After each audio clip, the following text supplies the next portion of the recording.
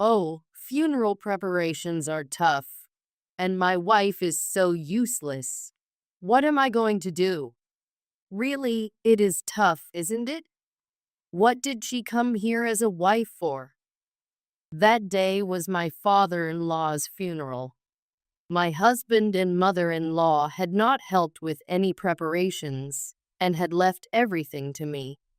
However, as relatives began to gather, they slandered me, claiming all the work as their own achievement. Moreover, my husband's unbelievable actions continued even further. Hey, why are you trying to take out the condolence money? I couldn't help but reprimand him for his unreasonable behavior, to which he responded, "Shut up. It's none of your business. You're not family or anything, so don't butt in." What do you mean I'm not family? We are married. Tom and I got married 13 years ago. At that time, Tom, his parents, and our 3-year-old son were all kind to me. That's why I wanted to support him after marrying. However, after getting married, the four of us changed completely. Tom became extremely bossy. He decided on his own to live with his parents, who treated me like a maid and bullied me. Even my son, influenced by his father and grandparents, began to ridicule me. I endured such a life for 13 years. During my father-in-law's funeral, I was shocked by my husband's words and reached my limit. I did not attend the funeral and left a divorce paper, disappearing in front of them. The following day, there were as many as 203 missed calls from Tom. Listening to the messages in disbelief, I heard him panicking. "Hey, where are you now?" Then, I called my husband and began to fight back. "I am Hillary, a 40-year-old housewife, working part-time at a nearby supermarket. My husband, Tom, works for a travel agency, and he has a son, Ryan, from a previous marriage. I married him 13 years ago. At that time, I wanted to support him as he was raising his 3-year-old son alone. Before marriage, I worked at a travel agency. 14 years ago, a male employee joined the company through mid-career recruitment. I'll be under your care from today. I look forward to working with you all."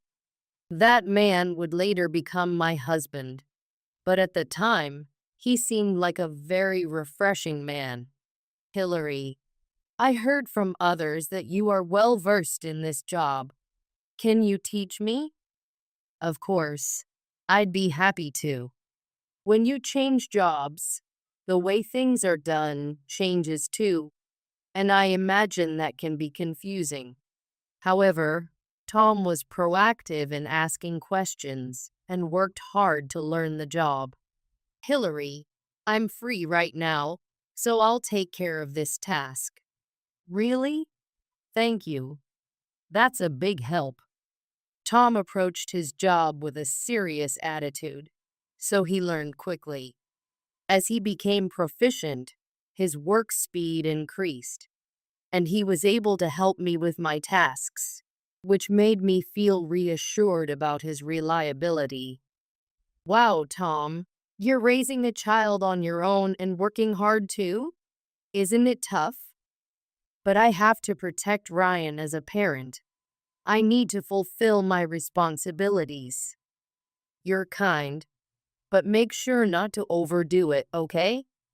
As he became accustomed to the work, we started having conversations beyond that, and I learned that he was a hard-working single father. Next holiday, I'm taking Ryan to the park.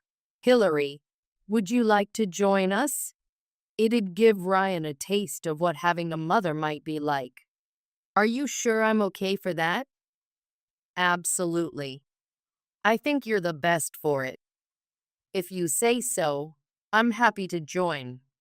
While we couldn't date alone because of his child, we deepened our relationship by going out together on holidays and having meals at his home. The food Mom makes is delicious. Oh, but calling me Mom makes me blush. I'm not your mom yet. Why don't you become his mom? I think Ryan needs a mother. Are you serious? While the three of us had a good time, Tom's words might have come out in such a natural way. Although it was a surprise to me, I was genuinely happy since I hoped that was the case. With pleasure, if it's okay with you. Thus, I decided to marry him and become Ryan's mother. This was 1 year after Tom joined the company. And upon marriage, I quit the travel agency to focus on home life. My parents had already died in an accident, and I had an older brother. At that time, my brother had already started his own business and was living abroad, so I couldn't tell him in person and informed him over the phone. You've met a good person. That's great. You definitely must be happy. Yeah, thank you. My brother gladly gave his blessings, and I was happy. After reporting to my brother, it was time to inform my in-laws, which was nerve-wracking, but Tom was reassuring. Don't be so nervous. They'll definitely accept you since I chose you. That makes me feel more confident. We entered my in-laws' home, and I met them face to face. I'm Hillary. I married Tom. Nice to meet you. Hello, Hillary. It's a relief you married our son. I have been thinking it's tough raising a child with only a father. Thank you so much. I was happy because my in-laws accepted the marriage smoothly, as Tom had said. I'm happy to be with Mom forever now. Ryan said that, smiling innocently. Thus, I ended up with kind in-laws, a husband, and a sweet son. Looking back, that might have been the happiest moment for me. I was certain that a happy married life awaited me. But what awaited me was an unexpected turn of events. My husband, who had previously been kind, suddenly changed. Hey, make sure you iron my shirts by tomorrow morning. Okay, I understand. Also, I'll be home by 7 p.m. tomorrow, so make sure that freshly made dinner is ready. He started to act like a lord of the house, giving orders more frequently. I thought, do men change after getting married? While I thought I could still endure this level of change, one day, my husband said something outrageous. Hey, I've just arranged for us to live with my parents. What? I wasn't informed about living together. Why should I need your permission? I'm the head of the family. Do you understand? I do, but suddenly, he had even decided that we would live with his parents. I was confused and returned his words, but his arrogant attitude left no room for rebuttal. Besides, Ryan is happy about living with his grandparents, so you can't disregard his feelings. When he mentioned our son, I couldn't argue back, and I reluctantly accepted living with my in-laws. But it wasn't just my husband who had changed. My in-laws were the same. Since Hillary is living with us, you can take it easy now. Yes, I'll do that. Hillary, I'm leaving the household chores to you. Yes, I understand. I thought I would be sharing household duties with my mother-in-law, but instead, all chores were assigned to me. As long as you live here, you must listen to us. If you defy us, we'll tell Tom. Whatever you say, Tom will always believe us, you know. Under this pressure, I struggled with the household duties. What's with this seasoning? Have you been serving this to Tom and Ryan all this time? But both of them have never complained about the taste before. They were just being considerate of you. You should realize that. Criticism of my household duties wasn't limited to cooking. What's with this way of folding clothes? And look, there's still dust here. Did you really clean? I did clean as best as I could. No matter what I did, it was never good enough, and I lived under constant criticism, being bullied as an incompetent wife for 13 years. During that time, my mother-in-law never helped with the chores even once. Saying I was treated like a maid would not be an exaggeration. Unable to endure such a life, I thought about divorce several times. However, what kept me from it was my son. I thought, I must fulfill my role as a parent until Ryan becomes an adult. That thought kept me from divorcing, despite the endurance. However, I was painfully aware of the bad influence my husband and in-laws' attitudes had on my son when an incident occurred. Why can't mom do anything right? What? Ryan, what's suddenly gotten into you? Grandpa and Grandma said so. It's really pathetic. You should be more responsible as a parent. Ryan, how can you say such things to your parent? I couldn't believe that my once sincere and adorable son could say such things. I was not only shocked by his change, but also I was already dealing with another issue at that time, which was the health of my father-in-law. In fact, a few years ago, my father-in-law became ill and needed care. Hey, I'm the head of the family, and mom is getting old. You know what to do about dad, right? Are you implying that? Exactly that. You take care of him. But I'm already busy with part-time work and household chores. Can't you help a little? However, Tom responded angrily. Shut up. Don't argue with me. I'm the one earning the money that keeps us living. I thought, that's a terrible thing to say. I thought it was useless to say anything more. My husband's attitude was the worst. With this background, I continued my life juggling part-time work, household chores, and caregiving alone. As a result, my body became worn out, and I lost even the energy and margin to think about divorcing. Then, my father-in-law fell ill again and passed away. Oh, funeral preparations are tough. Hey, Hillary, you take care of everything. Yes, as a daughter-in-law, it's only natural for you to do that. Understood. I had a feeling it would turn out this way, but sure enough, my husband and mother-in-law left all the funeral preparations to me.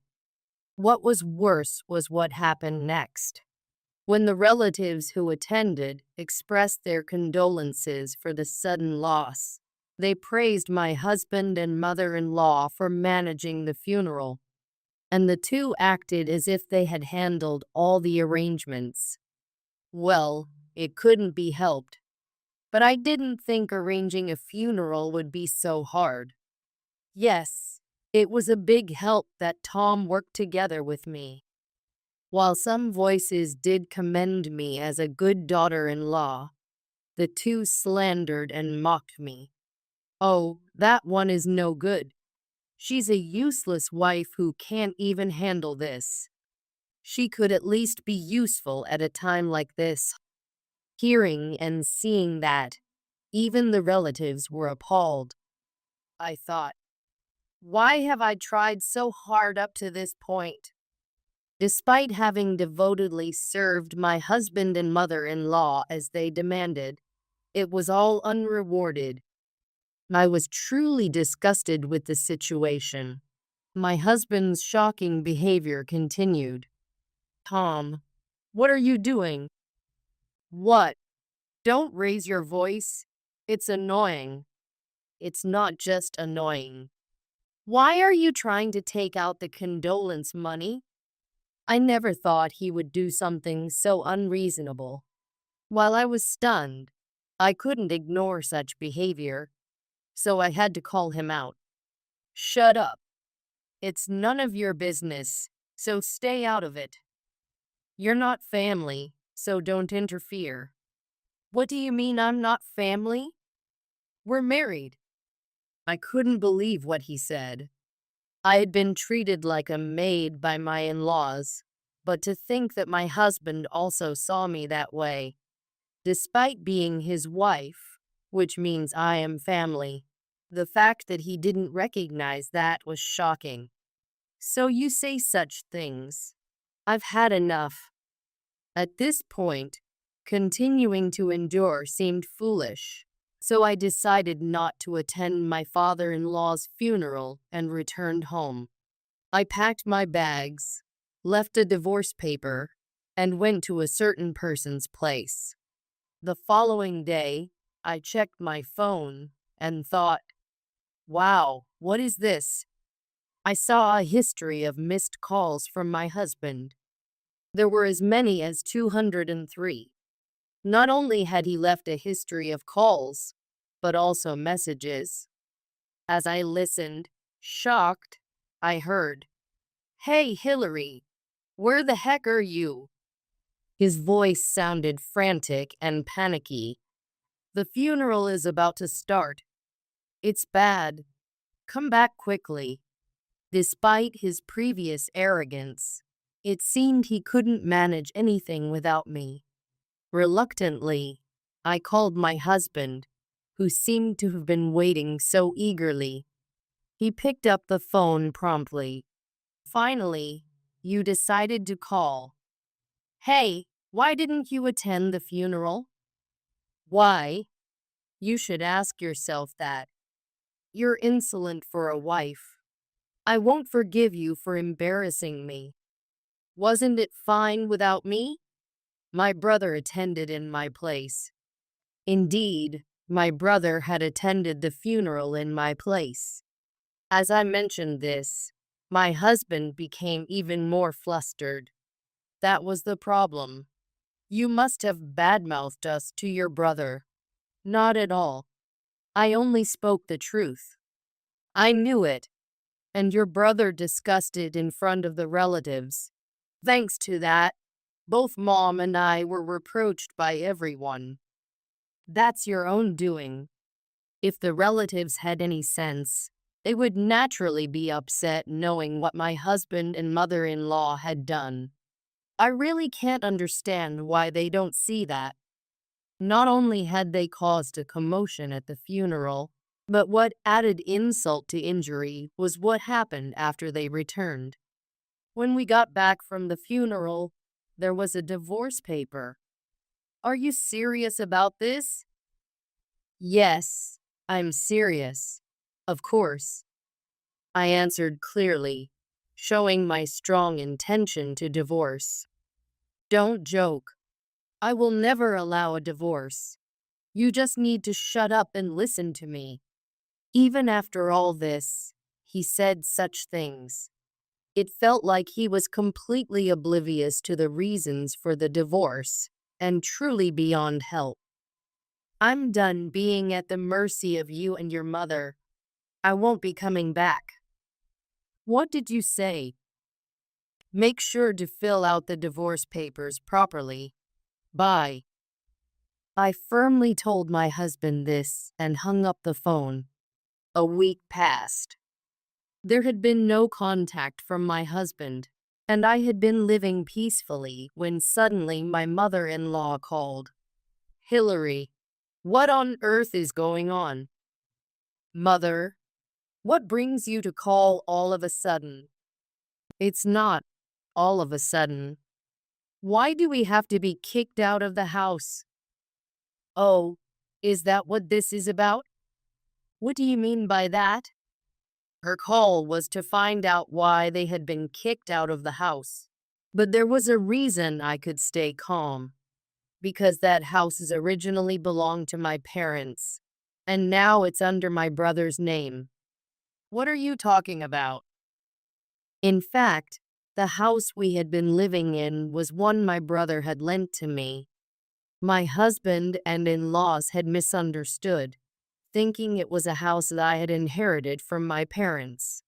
That's why they thought they could live there, as if it was their own. This situation dates back to when my father-in-law died. When I informed my brother about the funeral, he was still abroad. But when I mentioned the funeral, he said he would come back and attend. We met for the first time in years before the funeral. Hillary, are you okay? You look so worn out. What happened? Well, actually, it had been years since I had seen my brother, but he was shocked at how different I looked. Concerned, he approached me, and I honestly explained everything that had happened. What a thing to say. I won't forgive anyone who hurts my dear sister. His expression was stern, and he clenched his fists, shaking with anger. Hillary, don't worry. I'll take care of it. Thank you. Thus, with my brother's support, I was able to firm up my decision to divorce my husband. Now, get back to the present. I was talking with my mother-in-law on the phone, and I decided to reveal a certain fact. I've decided to live near my brother from now on. What? As I said this, my mother-in-law sounded shocked. It seemed that Tom was nearby, and taking over from the silent mother-in-law, he spoke up. Hillary, don't say things like that. Let's start over. I'm reflecting on it all. What are you saying all of a sudden? It's absurd. I can't even consider getting back together with you. I'm serious. I'm your husband, after all. Can't you trust what your husband says? What made him think he could be trusted after all the trust-destroying actions he had taken? Moreover, the situation had changed since before, and I decided to tell him about it. Listen, Tom. Another reason it's impossible to get back together is that I'm not in the US right now. What? What do you mean? As I spoke coldly, Tom anxiously asked for clarification. Do you think my brother is permanently back in the US to live? Isn't that what it means when you say you're going to live near your brother? He had interpreted it that way, thinking according to his convenience without being told anything. I was really astonished at his way of thinking. I've changed my nationality and moved to Cancun. Huh? You moved to Cancun? Yes, that's right. My brother is in the US only temporarily. He didn't come back to live here permanently. No way. As I spoke, Tom sounded surprised and shocked. There was no longer any reason to continue the conversation with him. I decided to tell him one last thing. Right now, my brother is staying in the US to handle various procedures, so please ask him about anything else. After saying that, I ended the conversation and hung up. Later, I was able to hear from my brother about Tom. He did enough to deserve a divorce, yet he hesitated to sign the divorce papers. I wondered how stubborn he could be. Really? But in the end, did he sign the divorce papers? He wouldn't have signed them if it were just up to me to convince him. I had no choice but to involve a lawyer. The lawyer you hired was very competent, wasn't he? That makes me feel relieved. As I asked, my brother nodded and told me that everything had smoothly progressed, with the divorce papers signed. Then my brother sold our family home.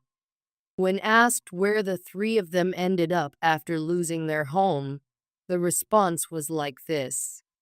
After I sold the family home, they had nowhere to live. Now, they're living in a rundown apartment, all three of them. Wow, that's tragic, but it's really just a case of reaping what they sowed. While it seemed tragic to hear about their situation, there was no room for sympathy. If they had remained as kind as they were before the marriage, things would not have ended this way. Ryan could have grown up properly too. It's too late to say such things now, but it's good that you had been recording videos on your smartphone and writing diaries. I really wished they would have reformed without my having to do such things. But maybe they would never have changed regardless. At least, that's what I think. After all, they have caused you so much suffering. What you did was hardly a punishment. True to my brother's words, I had been writing in a diary and secretly recording videos on my smartphone about the things my husband and in-laws did to me. When I submitted these as evidence to the lawyer, they were acknowledged as powerful evidence. As a result, I succeeded in obtaining compensation from my husband and mother-in-law. After that, peaceful days returned to me. I have started working again at a travel agency in Cancun, introduced by my brother. I endured a lot of hardships in the past, but from now on, I want to cherish myself more and lead a joyful and happy life. Hi, I'm Claire Peterson. At 32, I've built a successful career as an interior designer in a bustling city. My life seems pretty solid. Good job, a supportive boyfriend, and a close-knit circle of friends.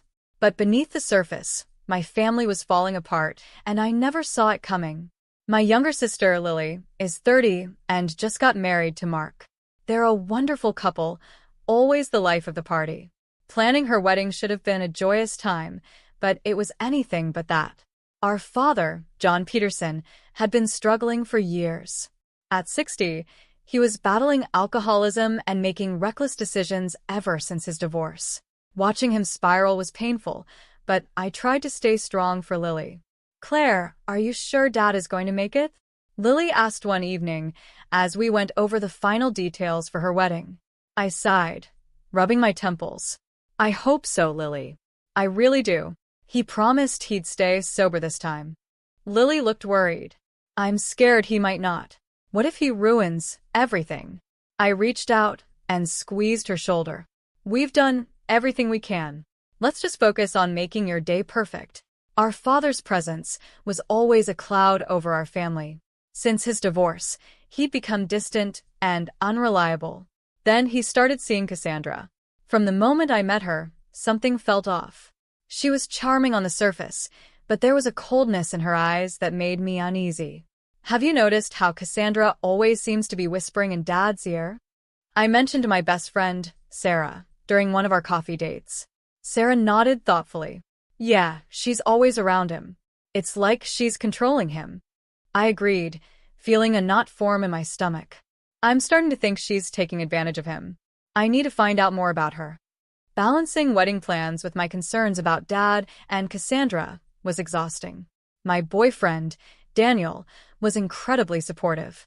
He always knew how to lift my spirits. You're doing an amazing job, Claire, Daniel said one night as we relaxed at home. Don't let this family drama get to you too much. I managed a small smile. Thanks, Daniel. It means a lot. As the wedding day approached, the tension in our family grew. Lily and Mark wanted everything to be perfect, but my father's unpredictable behavior threatened to overshadow it all. Cassandra's influence over him seemed to tighten each day, making me more suspicious of her intentions. One afternoon, while we were selecting floral arrangements, Lily voiced her fears again. "Do you really think Dad will stay sober this time?" I tried to reassure her, though doubt gnawed at me. "I do. He wants to be there for you, Lily." But deep down, I wasn't so sure. I couldn't shake the feeling that Cassandra was up to something. Determined to protect my family, I began digging into her past. Late nights were spent scrolling through social media and making discreet calls to Dad's old friends. What I discovered was unsettling. Cassandra had a history that didn't quite add up. "Sarah, you need to see this." I called her one evening. I spread out the information I had gathered on our coffee table. Sarah's eyes widened as she scanned the documents. "This is serious, Claire. We need to be careful." Her support gave me the courage to continue my investigation, even though it meant sleepless nights and constant worry. I couldn't let anything ruin Lily's special day. The big day finally arrived. The venue was beautifully decorated, and Lily looked radiant in her wedding dress. But my anxiety was through the roof. As guests began to arrive, I kept a close eye on my father and Cassandra. Everything seemed calm, but I couldn't relax. "Everything okay, Claire?" Daniel asked, noticing my tension. I nodded, forcing a smile. "Yeah, just a bit nervous. You know how it is." As the ceremony proceeded, I felt a glimmer of hope. Maybe this time, things would go smoothly. But that hope was fragile, hanging by a thread. After the vows were exchanged, we moved to the reception. The room was filled with laughter and joy, but I couldn't shake the feeling that something was about to go wrong. I watched as my father mingled with the guests, his presence still a source of unease. Lily caught my eye and gave me a reassuring smile. "See? Everything's perfect." I wanted to believe her, but my instinct screamed otherwise. Cassandra's eyes kept darting around the room, and her smile never reached her eyes. My heart raced as I wondered what she was planning. Then, out of nowhere, my father started to drink again. His laughter grew louder, and his movements became erratic. Cassandra stepped closer, her influence over him now undeniable. I felt a surge of anger and fear. "Claire, maybe you should get some fresh air," Daniel suggested gently. I nodded, trying to steady my nerves. "Yeah, I think I need a break." As I walked away, my mind was racing. I had to do something to protect Lily and myself. The tension in the room was palpable, and I knew the calm was just a facade. The real storm was brewing, and I had no idea how it would unfold. Looking back, I can see the signs I missed. But at that moment, all I could do was hold on to hope and try to keep everything together. Little did I know, the events of that night would change our lives forever. At the reception, I felt the tension rise between Cassandra and me.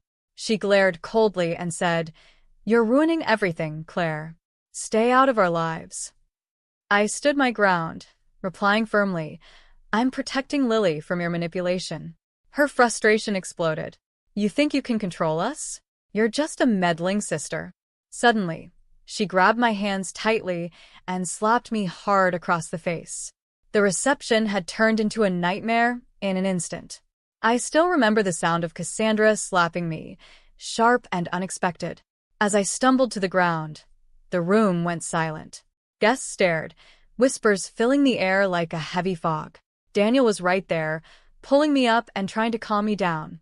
"Are you okay?" he asked, his voice filled with concern. I nodded, though my face burned with embarrassment and shock.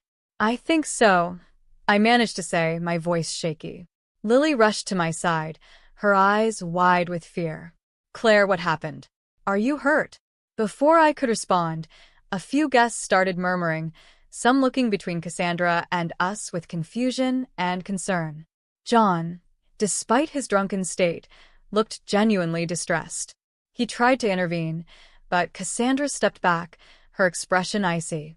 "Let's get some fresh air," I suggested, desperate to diffuse the tension. Daniel nodded and guided me towards the exit, away from the prying eyes of the guests.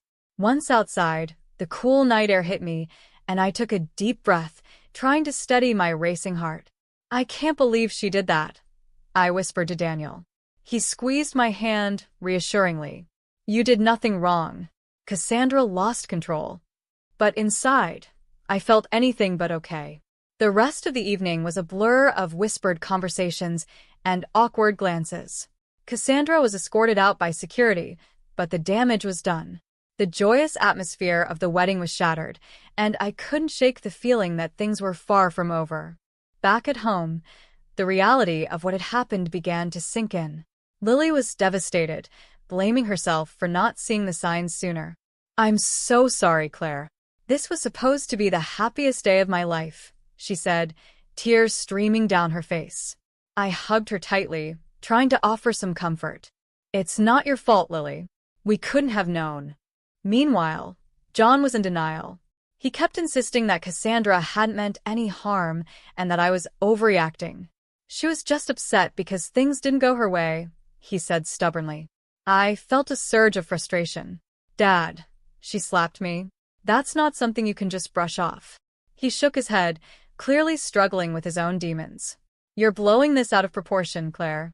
Let's not ruin Lily's wedding over this. His refusal to acknowledge what had happened only deepened the emotional wounds. I realized then that I couldn't keep enabling his behavior. It was time to set boundaries, no matter how difficult it would be. With Sarah's support, I decided to dig deeper into Cassandra's past. One evening, we sat in my living room, spreading out the information I had gathered. Look at this, I said, pointing to a series of documents. Cassandra has a history of fraud and assault. And these bank statements, they show unusual transfers between her accounts and Dad's. Sarah frowned, her eyes scanning the papers. This is serious, Claire. If your father is involved, we need to handle this carefully. We spent hours piecing together the puzzle, uncovering connections that I never imagined. It became clear that Cassandra wasn't just a problematic girlfriend. She was using my father for her own gain. The more we found, the more convinced I became that exposing this was the only way to protect Lily and myself. One night, Sarah and I decided to confront John with the evidence. His reaction was everything I feared. He became angry and defensive, denying any wrongdoing and accusing me of betrayal. How dare you accuse me of this, he shouted, his voice echoing through the room. Cassandra is good for me. She's the only one who understands me. But I stood my ground. Dad, you're involved in her schemes. We have proof. This ends now. His face twisted with rage and sorrow. You're ruining my life, Claire. You're just like everyone else. In that moment, I knew there was no turning back. For the sake of my sister and myself, I had to cut ties with him. It was the hardest decision I ever made, but I couldn't let his destructive behavior continue to harm us. As I walked away from that confrontation, I felt a mix of relief and sadness. The path ahead was uncertain, but I knew I was making the right choice. With Sarah by my side, I felt stronger and more determined than ever to uncover the truth and rebuild my life away from the chaos that had consumed us for so long. Months passed since that devastating wedding night. The tension in my home had eased, but the scars remained. Cutting ties with Dad was one of the hardest decisions I ever made, but with Sarah's unwavering support, I felt stronger and more determined than ever to uncover the full extent of Cassandra's deceit. One evening, Sarah and I sat in my living room, surrounded by stacks of documents and photographs. We need to present this to the authorities, Sarah said, her voice steady. Cassandra's crimes and Dad's involvement are too serious to ignore. I nodded, taking a deep breath. You're right. But how do we approach this without putting ourselves in danger? Sarah looked thoughtful. We need to be meticulous. Gather all the evidence and find a reliable lawyer who can help us navigate this. Over the next few weeks, we worked tirelessly. We compiled financial records, recorded conversations, and even found witness statements from some of Dad's old acquaintances who were aware of Cassandra's manipulative tactics. It was exhausting, but each piece of evidence brought us closer to the truth. One afternoon, as we were finalizing our case, I received a call from Daniel. Claire, I've been thinking, he began, his voice filled with concern. Maybe it's time we go to the police. This can't keep going on. I hesitated for a moment before responding. I agree, Daniel. Let's set up a meeting with a lawyer tomorrow. The next day, Sarah, Daniel, and I met with a compassionate lawyer named Rebecca Thompson. She listened carefully as we laid out our findings. "This is substantial evidence," Rebecca assured us. "We can file a report and move forward with pressing charges against Cassandra. As for your father, we'll need to present the proof of his involvement as well." Feeling a mix of relief and anxiety, I knew we were taking the right steps. The legal process would be long and challenging, but it was necessary to protect ourselves and others from Cassandra's influence. As the weeks turned into months, the case gained momentum. Cassandra was arrested and charged with fraud and assault, while evidence against Dad's complicity in her schemes began to surface. The community was shocked, and the media quickly picked up the story, turning our quiet lives into a public spectacle. Through it all, my career flourished. My dedication and resilience caught the attention of my superiors, and I was promoted to senior interior designer. The recognition was gratifying, but my true strength came from the support of those closest to me: Lily, Mark, Daniel, and Sarah. One evening, after a long day at work, I sat down with Lily and Mark for dinner. "I'm so proud of you, Claire," Lily said, raising her glass. "You've handled everything with such grace." Mark nodded in agreement. "You're an inspiration to us all." Their words warmed my heart, reminding me of the importance of chosen family. Despite the chaos and betrayal, we had formed an unbreakable bond, stronger than ever before. As Cassandra's trial approached, the tension was palpable.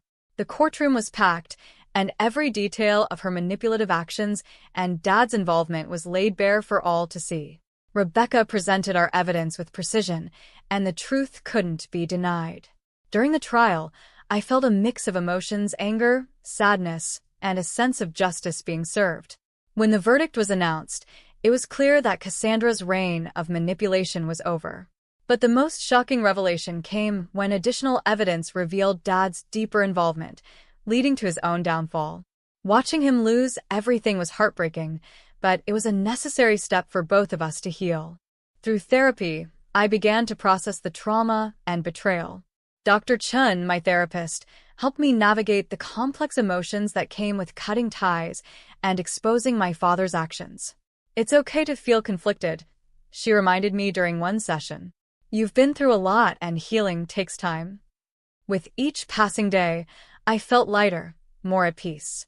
My bond with Lily grew even stronger, and Daniel and Sarah remained my pillars of support.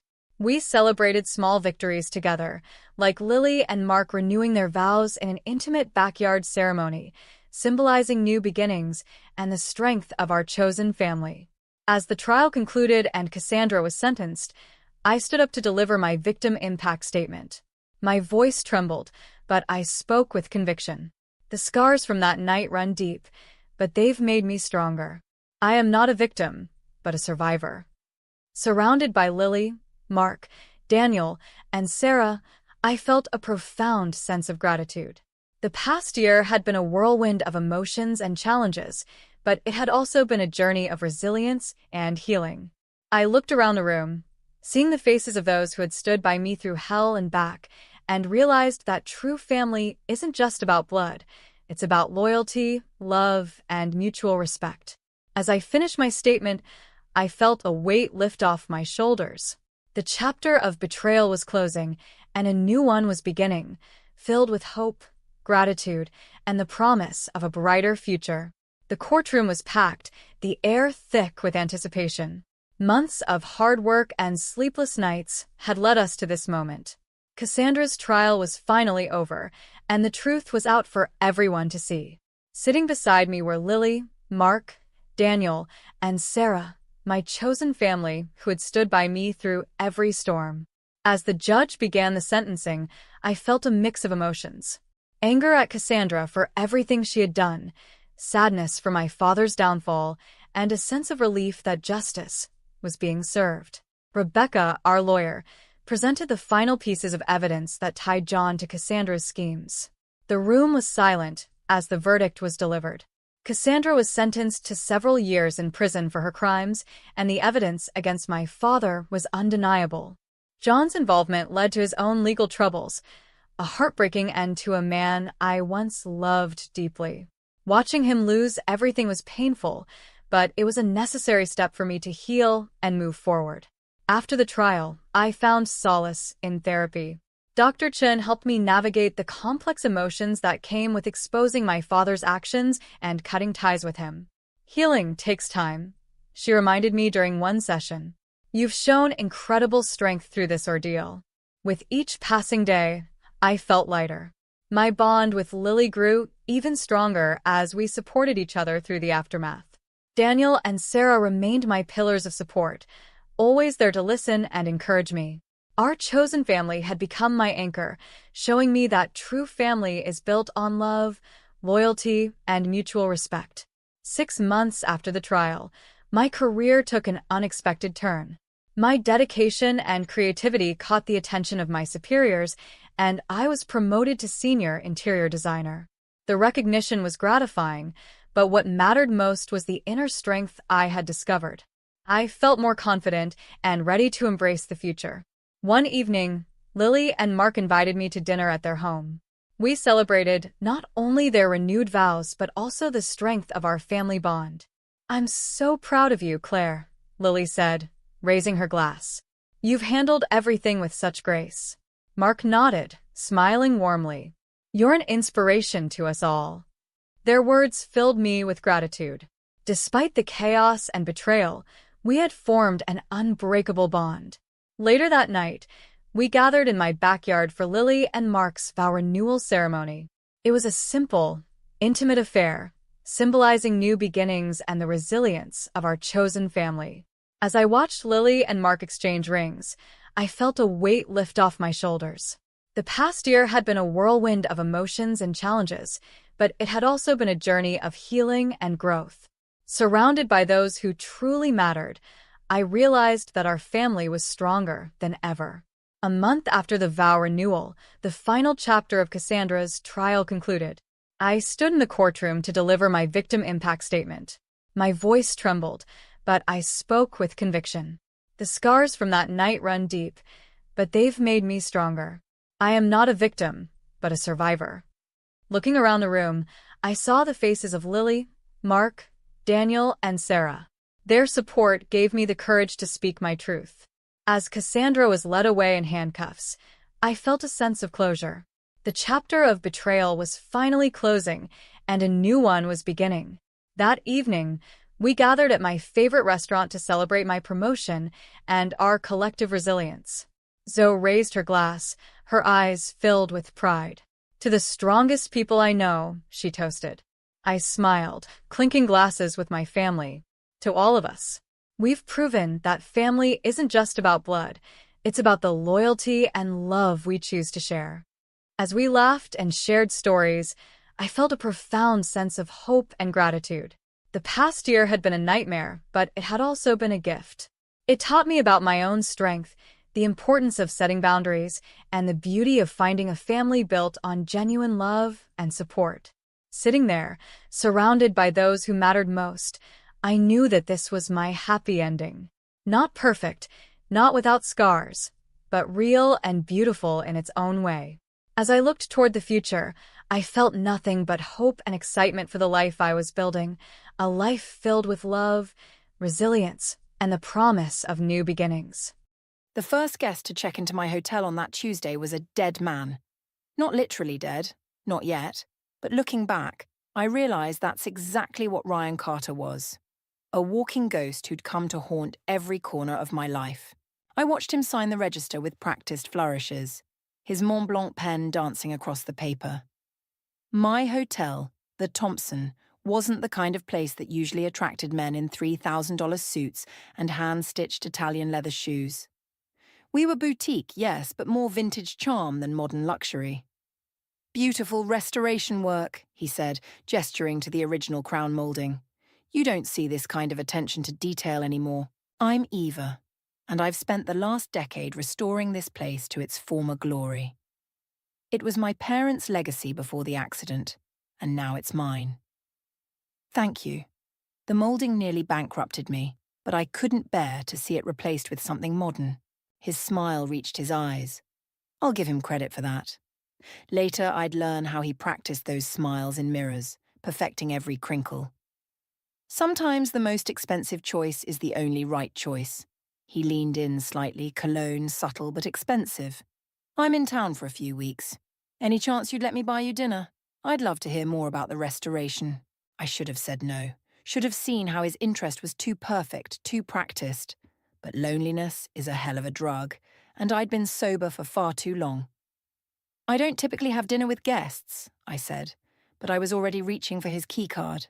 Already imagining how the story would sound when I told my sister Lily about the handsome stranger who'd swept me off my feet. I respect that completely. He stepped back, hands raised in playful surrender. How about after I check out? Then I'm just another admirer of fine architecture and beautiful hotel managers.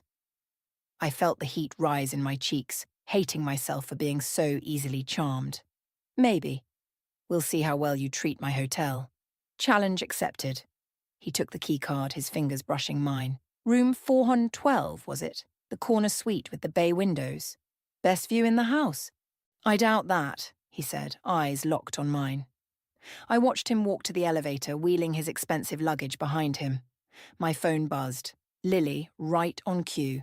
She had a sixth sense for drama. You'll never believe who just checked in, I said, answering before the second ring. Tell me everything, she demanded.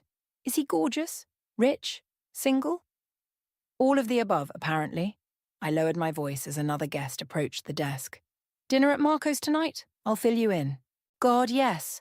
Finally, something interesting happens in this town. If only we'd known what kind of interesting was walking into our lives. If only I'd noticed how he'd known about the bay windows in 412 before I mentioned them. If only I'd wondered why a man who could afford the Four Seasons chose my modest hotel instead. But that's the thing about perfect moments. They're usually perfectly orchestrated. Ryan Carter had spent months planning his entrance into my life, studying my habits, learning my weaknesses. By the time he signed that register, he knew more about me than most of my friends. I just didn't know I was already cast in his latest production, playing the role of both Mark and unwitting accomplice. The script was written, the stage was set, and I'd just given my first performance without even knowing the show had begun. Looking back, I should have trusted my instincts when Grace, my best friend and event planner, called later that afternoon. Eva, honey, you're not going to believe who I just got off the phone with. Ryan Carter's assistant. They want to book the entire hotel for a wedding next month. What? I gripped the phone tighter.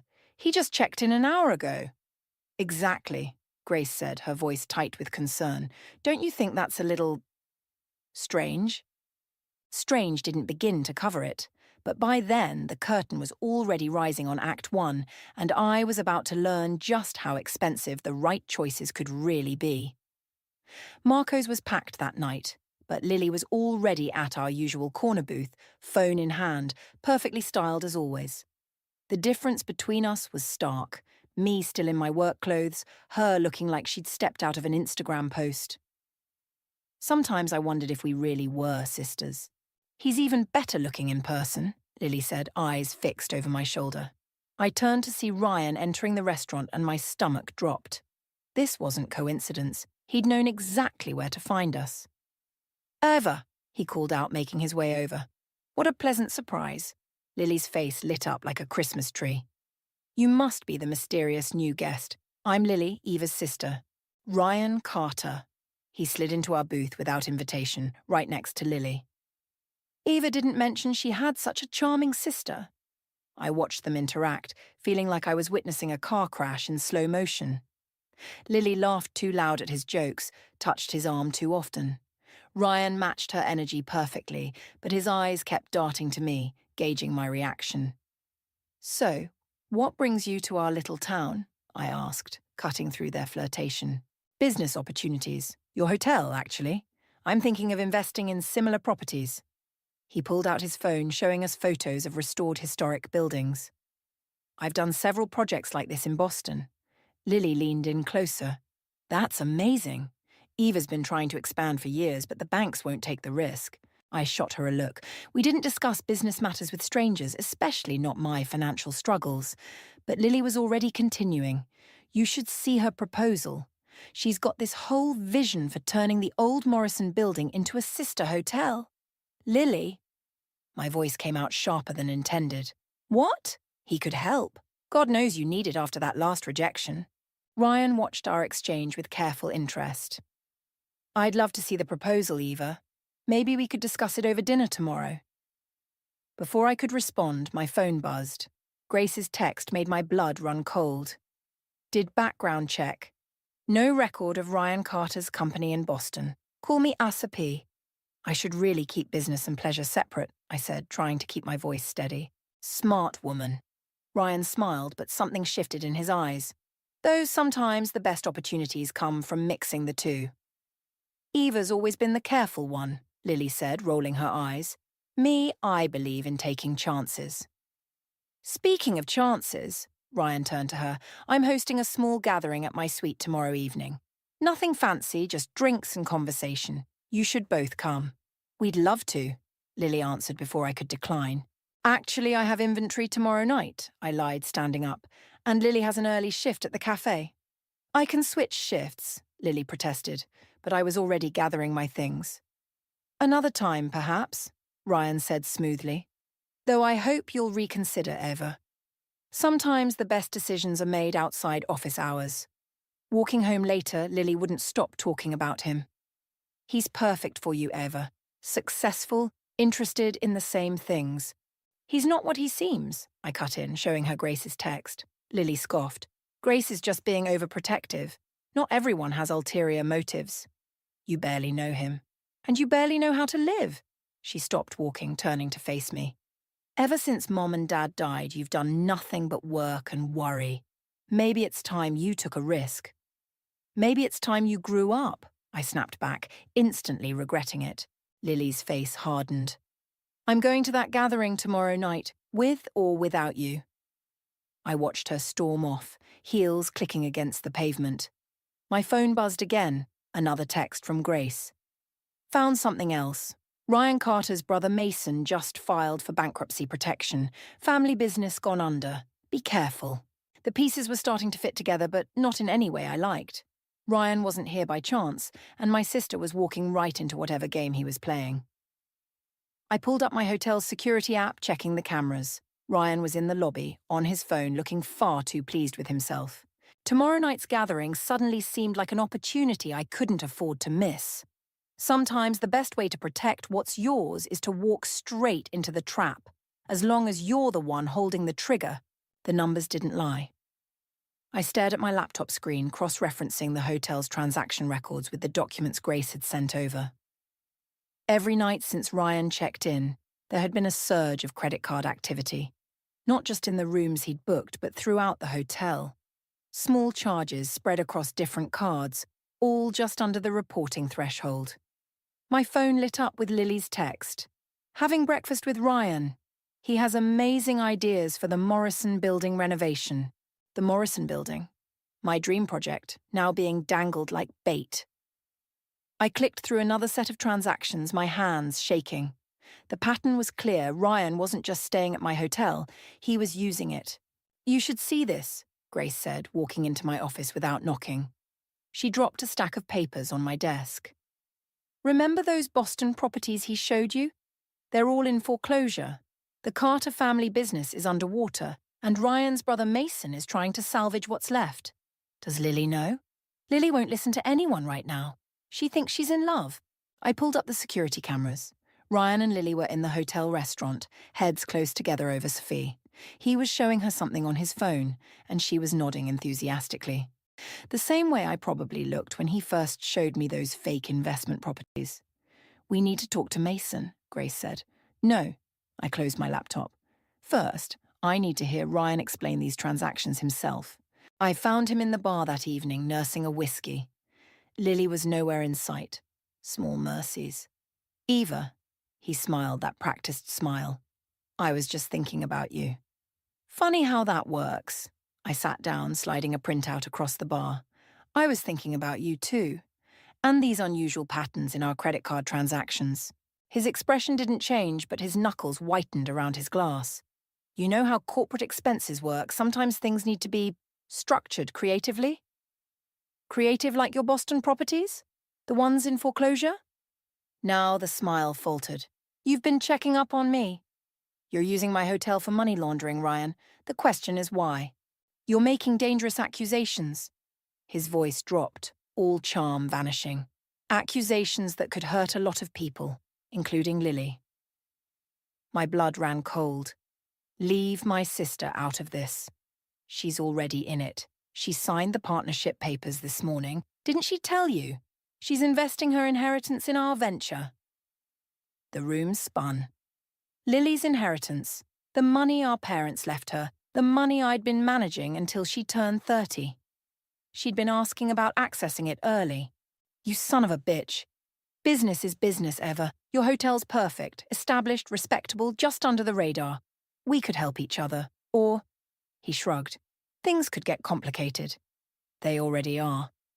I stood up, fighting to keep my voice steady. You have 24 hours to check out. You might want to discuss that with your new partner first. He finished his whiskey. Lily's quite excited about our plans. It would be a shame to disappoint her. I walked away before I could do something stupid, like throw his whiskey in his face. In the lobby, my phone buzzed with an email notification. Lily had requested an emergency transfer of funds to a new business account. The paperwork was already filed. Grace was waiting in my office. Mason Carter called back. He wants to meet. Too late. I showed her the transfer request.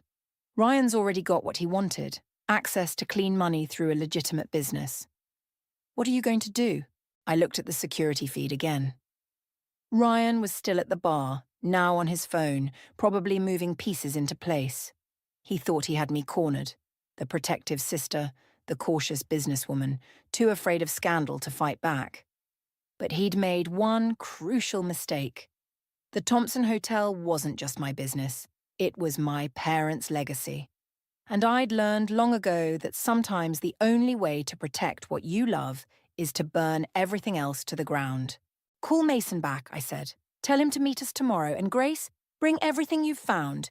It's time to show Ryan Carter what creative accounting really looks like. Mason Carter looked nothing like his brother. Where Ryan was all polished charm, Mason carried himself with the worn-down dignity of someone who'd spent years cleaning up other people's messes. We met at a coffee shop 3 blocks from the hotel, far enough that Ryan wouldn't accidentally spot us. The money laundering started small, Mason said, spreading documents across the table. Family business was failing. Ryan promised he could save it. By the time I realized what he was doing, we were in too deep. Grace studied the papers, her event planner's eye for detail catching what others might miss. These transactions matched the patterns we found at the hotel. He's done this before, I asked, though I already knew the answer. Mason's laugh was bitter. The Thompson Hotel is his 4th attempt. The others... He slid over a newspaper clipping. 3 historic hotels, all foreclosed within months of Ryan's involvement. My phone buzzed. Lily again. I ignored it, but Mason noticed. He's good at finding pressure points, people's weaknesses. My sister isn't weak, I snapped. No, but she wants something. Ryan's excellent at spotting what people want. He pulled out another document. Like this proposal for the Morrison building renovation. It's brilliant, isn't it? Exactly what you've been dreaming of. I stared at the familiar plans. My plans repackaged with Ryan's company letterhead. He stole this from my office. Probably while Lily was distracting you, Grace said quietly. The night of the gathering. My phone buzzed again. This time, I looked. A photo from Lily, her and Ryan at the Morrison building, hard hats on, champagne in hand. Breaking ground next week, the caption read. Dreams do come true. He can't break ground, I said. He doesn't own. Check the county records, Mason interrupted. See, as of this morning, Carter Developments owns the Morrison building, purchased with capital from their newest partner. My sister's inheritance. Our parents' legacy, handed over to a con man because I'd been too slow, too cautious, too afraid to act. Why are you helping us? Grace asked Mason. He's your brother. Because next time he won't stop at bankruptcy. Someone's going to get hurt or worse. Mason gathered his papers. But I never had this conversation with you. Ryan's dangerous when he's cornered. So am I said. But Mason was already walking away, leaving behind one final document, a USB drive labelled Carter Family Financial Records. Back at the hotel, Lily was waiting in my office. Why aren't you answering my calls? This is important, Eva. The Morrison project is happening. With what money, Lily? Your inheritance? The money Mom and Dad left to secure your future? To secure our future, she corrected. Ryan showed me the numbers. We could triple our investment in 18 months. Like he tripled investments at these hotels? I pulled up the newspaper articles Mason had shared. All bankrupted, all under investigation for fraud. That's not... He explained those. They were timing issues, market conditions. He's using you to get to me, to get to this hotel. God, you're so paranoid. Lily slammed her hand on my desk. Not everyone is trying to hurt us. Some people actually want to help us succeed. Like Ryan helped his other partners succeed. I played the security footage from the bar, his threat about Lily still clear in the audio.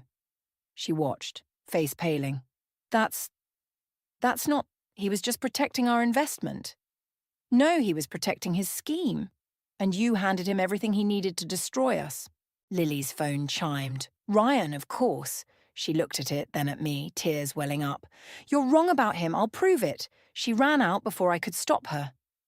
Through my office window, I watched her cross the lobby, straight into Ryan's waiting arms. He looked up, caught my eye, and smiled that perfect, practiced smile. I plugged Mason's USB drive into my computer. If Ryan wanted to play with family legacies, fine. But he'd forgotten something crucial about the Thompson sisters. We learned about revenge at our father's knee, watching him build this hotel empire one calculated risk at a time. Time to show Ryan Carter what a real calculated risk looks like. The Morrison Building groundbreaking ceremony felt like watching my own funeral. I stood at the back of the crowd, Grace beside me, as Ryan worked the room like a master conductor. Lily sparkled at his side, playing the role of adoring partner perfectly. The Thompson-Carter vision represents more than just renovation, Ryan announced to the gathered investors. It's about family legacy, about trust, about building something lasting together. My fingers tightened around the USB drive in my pocket. Mason's data had revealed everything. The shell companies, the laundered money, the pattern of destruction left in Ryan's wake. But it also showed something worse. Lily's signature on documents she couldn't possibly understand, making her legally complicit in his schemes. You okay? Grace whispered. I nodded, watching Ryan guide Lily toward the ceremonial shovel. They looked perfect together, both glowing with anticipated triumph. My sister hadn't spoken to me in days, not since our fight in my office. And now, Ryan continued, I'd like to invite Eva Thompson to join us. After all, this project wouldn't exist without her original vision. The crowd turned, expecting me to step forward. Ryan's smile was razor-sharp, daring me to make a scene. He knew I wouldn't risk exposing him here, not with Lily's future on the line. I walked to the podium, accepted the second shovel he offered. Thank you, Ryan. You're right. Family legacy is everything. His eyes narrowed slightly at my tone. I turned to the crowd, gripping the shovel like a weapon. Which is why I'm pleased to announce that the Thompson Hotel will be partnering exclusively with Carter Development's parent company for all future projects. Ryan's practiced smile flickered. Behind him I saw Grace slip away from the crowd. Right on cue. In fact, I continued, I've already submitted the paperwork to the board. They were particularly interested in the company's financial records. The blood drained from Ryan's face. He knew exactly which records I meant, the ones Mason had provided, the ones Grace was delivering to the board right now. Eva, Lily stepped forward, confusion clouding her features. What are you doing? Protecting our legacy. I turned back to the crowd. If you'll excuse me, I have an urgent meeting with the hotel board. I'm sure Ryan can handle the rest of the ceremony. I walked away, counting steps. 3, 4, 5. Eva, Ryan's voice carried across the lot. A word? We met halfway between the crowd and the street, his charm replaced by barely contained fury. Whatever you think you're doing, I'm doing exactly what you taught me, Ryan. making calculated risks. You have no idea what you're risking, he hissed. That USB drive, Mason had no right. Mason's not the only one who kept records. I pulled out my phone, showed him the screen. Remember that night in the bar when you threatened my sister? Hotel security cameras catch everything. His mask slipped completely then, showing the desperate man beneath. You'll destroy her too. Those documents she signed are void as of an hour ago. The board's lawyers found some interesting irregularities in the filing dates. Lily appeared beside us, her face pale. What documents? Ryan, what is she talking about? Nothing, sweetheart. Just business details. Show her, I cut in. Show her the real contracts she signed. The ones that would have made her liable when everything fell apart. Ryan reached for Lily's arm, but she stepped back. For the first time, I saw doubt in my sister's eyes. The groundbreaking, Ryan said quickly. We need to finish. Is cancelled, Grace called out, walking back from the hotel. The board sends their regrets, and the police send their regards. The crowd was dispersing now, investors muttering among themselves. Ryan's perfect ceremony was unravelling thread by thread. You're bluffing, he said, but his eyes darted toward his car. Am I? I stepped closer. Run if you want. But remember, I learned about revenge from the best. You. He backed away, mask completely shattered. Lily stood between us, tears streaming down her face as she finally saw the truth. The sirens started in the distance, growing closer. Ryan turned and ran, leaving everything behind. The ceremony, the schemes, my sister. I reached for Lily's hand. She flinched but didn't pull away. I'm sorry, she whispered. I know. I squeezed her hand, watching Ryan's figure disappear around the corner. Let's go home. The real work, healing our family, rebuilding trust, was just beginning.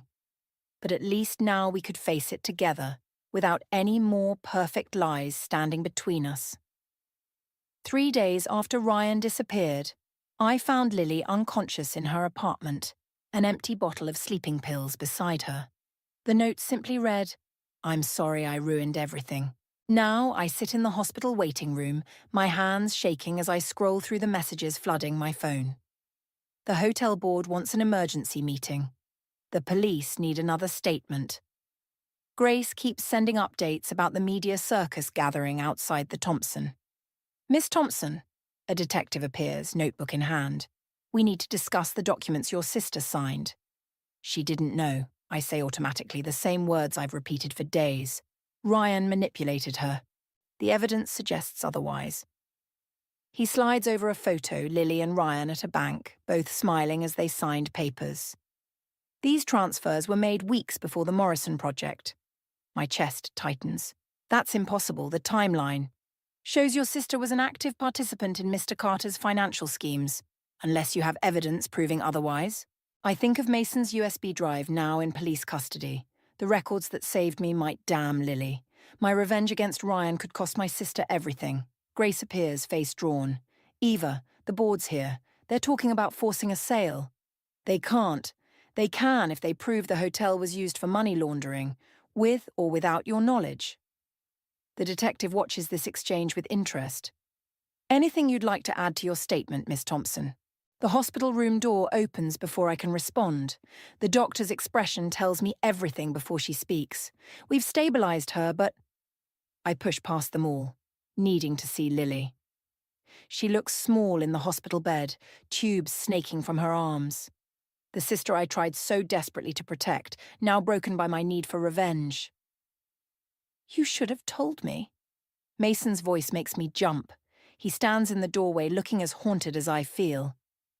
About Lily's involvement. I could have helped. Like you helped by giving me those records? My laugh sounds hollow. Your evidence might send her to prison. Ryan called me. Mason steps closer, voice low. He's willing to make a deal. He'll take full responsibility, claim he forged Lily's signatures, if you drop the charges and sell him the hotel. He's lying, probably. But right now he's offering you a choice, your hotel or your sister. Through the window I can see reporters gathering. The Thompson Hotel scandal grows by the hour. The perfect revenge story turning into a nightmare. My phone buzzes again, an email from the board. They've called an emergency vote for tomorrow. Without my parents controlling shares, which I signed over to Lily months ago as part of her inheritance, I can't stop them. Time's running out, Mason says quietly. Ryan's flight leaves tonight. After that, his offer dies, and Lily faces the consequences. I look at my sister, remembering her as a child, always following me around the hotel, dreaming of making it grander. Now those dreams might destroy us both. He planned this, I realize. From the beginning. The hotel, Lily, all of it. I thought I was destroying him, but he's still playing the game, Mason finishes. Question is, are you willing to lose everything to win? Grace appears with coffee I didn't ask for. Board's getting restless. They want an answer about the sale. I take the coffee, letting its heat burn my palms. The pain helps me think. Ryan calculated everything except one detail. He assumed I'd choose between my sister and my hotel. I pull out my phone, dialing a number I memorized from Mason's files. Hello, Mr. Chen. This is Eva Thompson. I believe you lost some money in one of Ryan Carter's previous ventures. I have a proposition for you. Mason's eyes widen as he realizes what I'm doing. Ava, wait! But I'm already speaking, trading the last piece of my soul for one final shot at salvation. Sometimes, to save everything, you have to be willing to lose it all first. The game isn't over. It's just becoming something darker than even Ryan imagined. The private terminal at the airport was empty except for Ryan, his perfectly tailored suit now wrinkled from hours of waiting. I watched through the glass as he checked his phone again, probably wondering why his escape plane hadn't arrived. He's alone, Grace confirmed through my earpiece. Lily's documents are ready. I pushed through the door, the click of my heels echoing across polished floors. Ryan's head snapped up, relief washing over his face. Eva, I knew you'd make the right choice. Did you? I placed a manila envelope on the seat between us. The hotel's transfer papers as requested. He reached for them, but I held up my hand. First, sign these. I slid over another set of documents. Confession of fraud, absolving Lily of any involvement. Of course. His smile was genuine. He thought he'd won. I meant what I said. I never wanted to hurt her. No, you just wanted to use her to hurt me. Business is business. He started signing without reading, confident in his victory. You understand that now, don't you? Sometimes we have to sacrifice the things we love. Like your brother sacrificed everything for you? Ryan's pen paused. Mason made his choices. He did, starting with that USB drive he gave me. I watched his face carefully. But he wasn't the only one keeping records, was he, Mr. Chen? The door opened behind me. Ryan's face went ash-white as James Chen walked in, flanked by federal agents. The thing about revenge, Ryan, I said quietly, is that your old victims are often happy to help destroy you, and you can't. He grabbed for the hotel transfer papers, but I pulled them back. Those? They're fake? Just like the confession you just signed. I smiled his own practiced smile back at him. Business is business, right? The hotel board, already voted this morning. Turns out Mr. Chen bought enough shares to swing the decision. Your previous victims were very generous once they learned they could help take you down. Ryan lunged for the door, but the agents were faster. As they read him his rights, I saw Mason step out of the shadows. I'm sorry, brother, Mason said softly, but someone had to stop you. You betrayed me? Ryan struggled against the handcuffs. For her? No. Mason met my eyes. For all of us you destroyed along the way. I walked over to Ryan close enough to see the desperation in his eyes. You were right about one thing. Sometimes we have to sacrifice the things we love. I pulled out my phone, showed him the live feed from the Thompson Hotel. Like your reputation. On the screen, reporters swarmed as federal agents carried boxes of evidence through the lobby. Years of Ryan's careful schemes exposed for the world to see. You'll lose everything, he spat. Once people know the hotel was involved, they'll know it helped bring down a criminal enterprise. I pocketed my phone. The Thompson Hotel becomes the hero of the story. Lily becomes the innocent victim who helped expose the truth. And you? You become exactly what you always were, a con man who finally got caught. Eva. His voice cracked, that perfect facade finally shattering completely. Please, I'll give you anything. You already did. You taught me how to destroy someone completely. I turned away, nodding to the agents. Goodbye, Ryan. As they led him away, I heard him shouting promises and threats, but they meant nothing now. Grace appeared at my side, squeezing my hand. Lily's awake, she said. She's asking for you. Tell her I'm coming, with good news. Mason stopped me before I could leave. Was it worth it? Becoming like him to destroy him? I thought about Lily in that hospital bed, about our parents' legacy, about all the people Ryan had ruined. I didn't become like him. I became what I needed to be to protect what matters. Through the terminal windows, I watched Ryan being loaded into a federal vehicle. He looked small now, ordinary, all his power stripped away with his illusions. Sometimes revenge isn't about destroying someone. Sometimes it's about revealing who they truly are, and who you can become in the process. The Morrison Building's renovations started on a Tuesday, just like the day Ryan first walked into my hotel. This time, though, I stood alone at the groundbreaking, watching the sunrise paint the old brick walls gold. You're here early. Grace appeared beside me, coffee in hand. The ceremony's not for hours. Just wanted to see it one last time before everything changes. The construction crew arrived, their equipment rumbling to life. Each crash of demolition inside felt like justice, tearing down the last traces of Ryan's schemes to build something real in their place. My phone buzzed, a news alert about Ryan's sentencing. I deleted it without reading. Some endings matter less than new beginnings. Lily's waiting in the lobby, Grace said quietly. She wants to help with the project. I turned away from the construction site, walking toward the hotel. Through the windows, I could see Lily at the front desk, reviewing blueprints with Mason. She looked stronger now, more like herself, though shadows still lingered under her eyes. The Feng Shui consultant says this layout is all wrong, Lily said as I approached. We should move the main entrance. Since when do we care about Feng Shui? Since I started researching Asian hotel designs. She pushed forward a folder of ideas. If we're partnering with Mr. Chen's hotel group, we should incorporate elements that appeal to international guests. I studied the plans, seeing echoes of our parents' original vision mixed with something new, something ours. Mason gathered his papers. I should go. Ryan's sentencing. Stay, I said.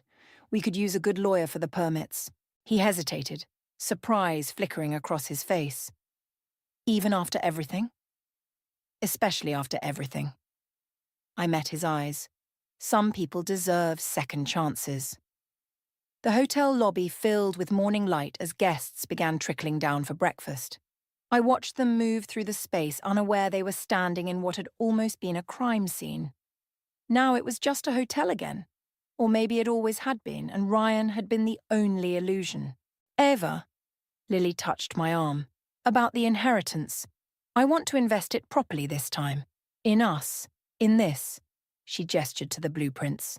If you'll trust me again. Trust isn't the problem. I picked up the Feng Shui plans. But maybe we start smaller, one renovation at a time. Grace appeared with more coffee and a stack of newspapers. They're calling us the hotel that caught a criminal. Great for business, terrible for headlines. Speaking of business, Mason pulled out one final document. Ryan's assets are being liquidated. His share of the Morrison project is available for purchase. I looked at Lily, seeing the same thought cross her mind. How much? Less than you'd think. No one wants to touch anything with his name on it. Except us, Lily said firmly. We'll take it. Outside, another crash echoed from the construction site. Through the dust, I could see the Morrison Building's original stonework emerging, beautiful despite decades of neglect. You know what Mom used to say about old buildings? I asked Lily. That they're like people. Sometimes you have to strip away everything false to find what's real underneath. She smiled, really smiled for the first time in weeks. And then you rebuild. I spread the blueprints across the front desk, our family gathering around them, Grace with her practical suggestions, Mason with his legal notes, Lily with her international designs. All of us damaged by Ryan's deception. All of us choosing to build something new from the ruins. The morning sun reached the crown moulding, the expensive, original details that had first caught Ryan's eye. They still gleamed, but differently now. Less like fool's gold, more like something that had survived the fire and emerged stronger. I picked up a pen, ready to mark changes on the blueprints. Sometimes revenge isn't about destroying what's broken. Sometimes it's about reclaiming what was always yours and building it into something even your enemies couldn't imagine. All right, I said, let's make something beautiful. I slumped against the wall, my heart pounding as Dad's words echoed through the living room. Rachel, in this world, a woman's power is in her silence. Grandma Edith shot him a furious glare. Silence is not power, it's submission. You're suffocating her spirit.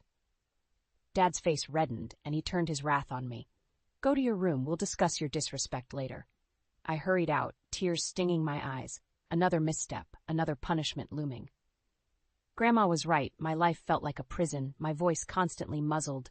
Later that night, I heard shouting from downstairs. Grandma's voice rose defiantly above Dad's angry bellows. You can't keep treating her like this. She's not a possession to control. There was a loud crash, and my blood froze. I crept down the stairs to find Grandma clutching her cheek, a shattered vase at her feet.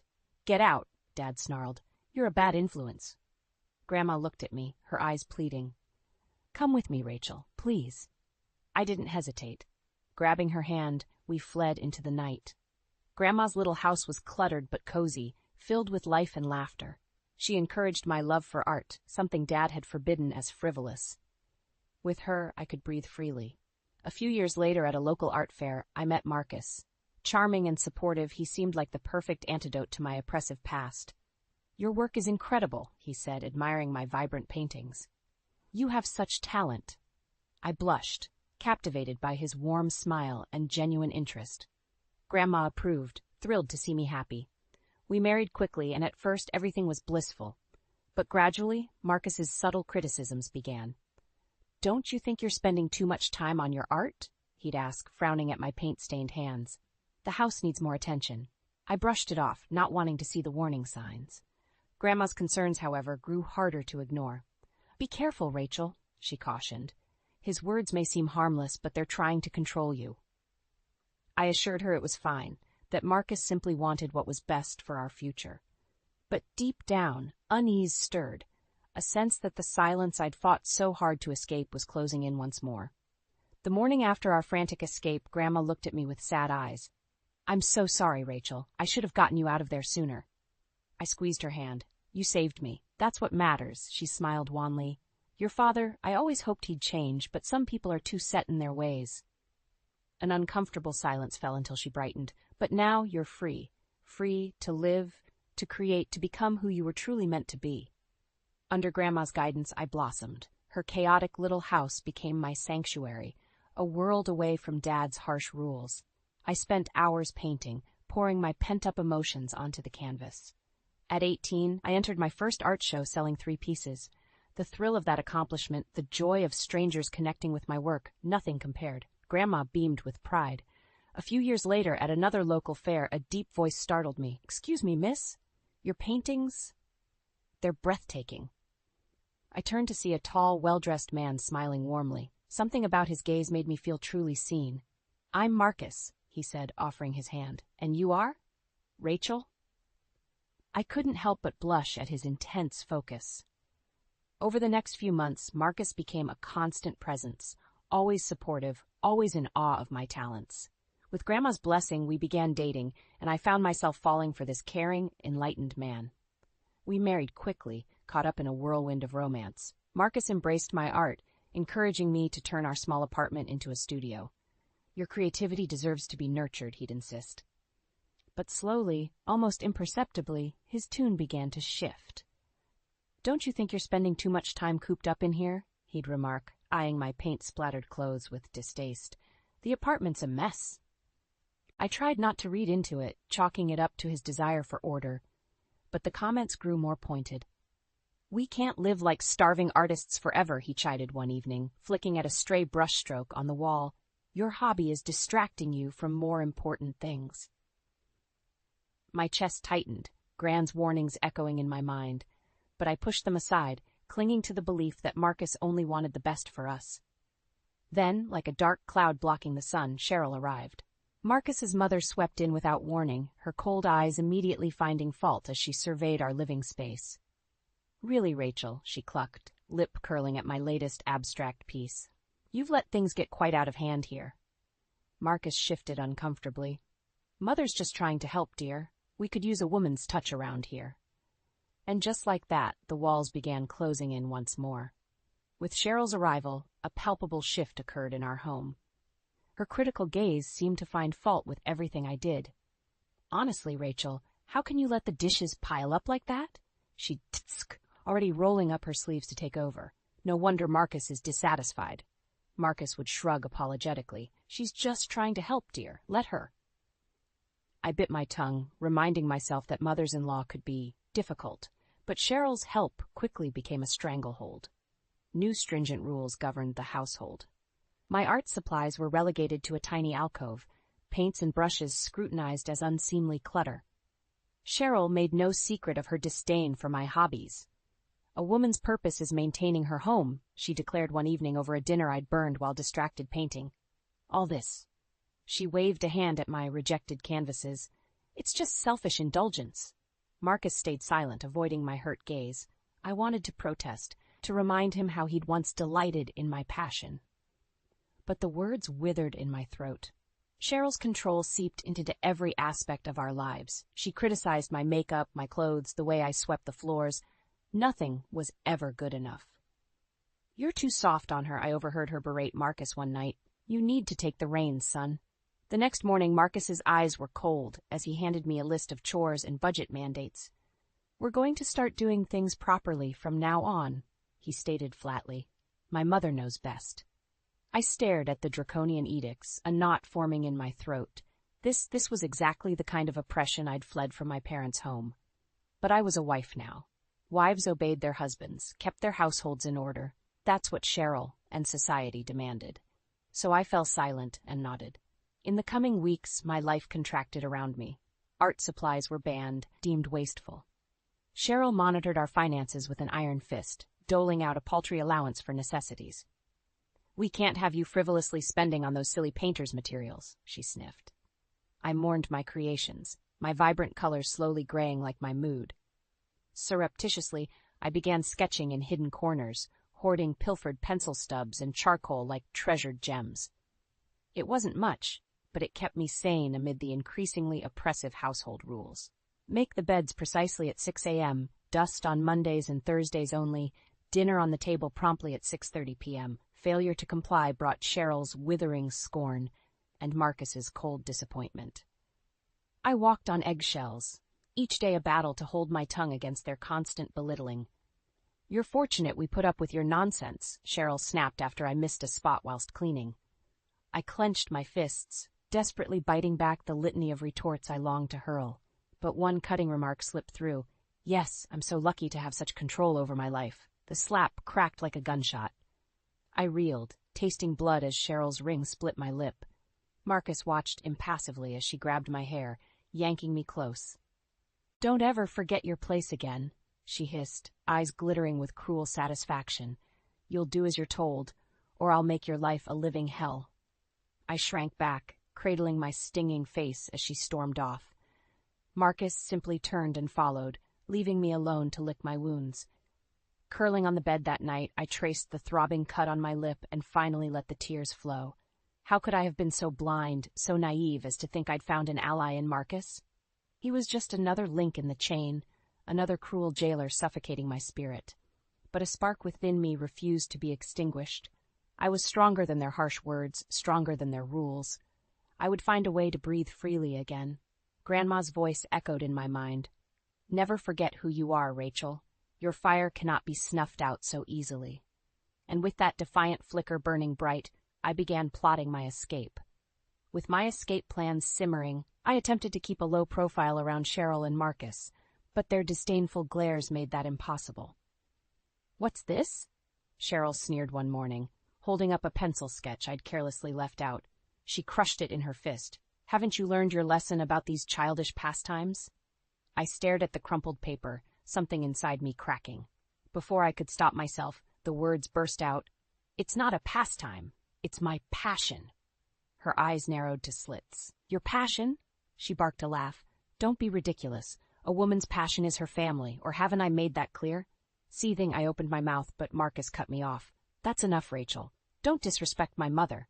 I gaped at him, stunned by his callous disregard for my feelings. The man I'd married, the one who once kindled my creative flame, was gone. This Marcus was cold, indifferent, a pale echo of his former self. Cheryl smirked victoriously. From now on, I'll be handling all finances. Can't have you wasting money on silly hobbies. She plucked my debit card off the counter. This is for your own good, dear. Impotent rage coursed through me, but I bit back my protests. Confrontation was useless against their united front. Over the following weeks, Cheryl's iron grip tightened until I felt smothered. She monitored every penny, allowing only meager funds for basic necessities. My art supplies, what little remained, were disposed of as wasteful clutter. A wife's role is maintaining her household, she proclaimed loftily, not indulging in silly distractions.